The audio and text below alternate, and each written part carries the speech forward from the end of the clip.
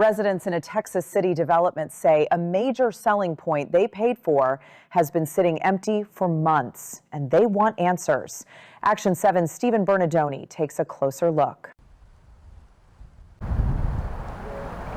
For months now, this lagoon in the Lago Mar community in Texas City has sat empty, a stark contrast to the tropical paradise many homeowners say they were promised.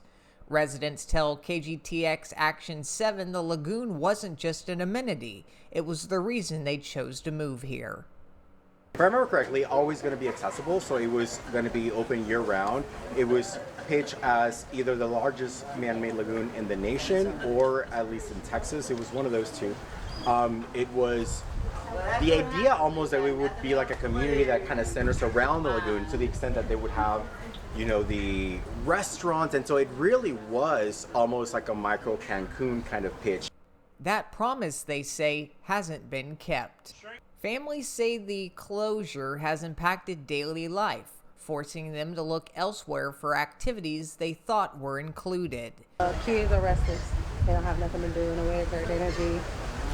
So trying to come up with other things because, you know, we pay for this, so having to pay for something extra, so it's a little inconvenient.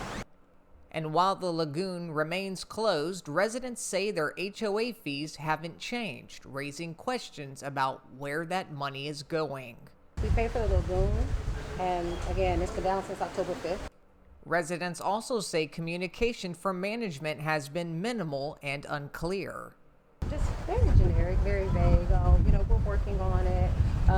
These are what y'all pay for. It's part of the maintenance fees. Whenever we ask for like a discount, partial refund, any kind of follow up on the dates, you know, they just kept getting pushed and just being real vague and just apologizing. Others point to delays in repairs, saying work didn't even begin until months after the lagoon was drained.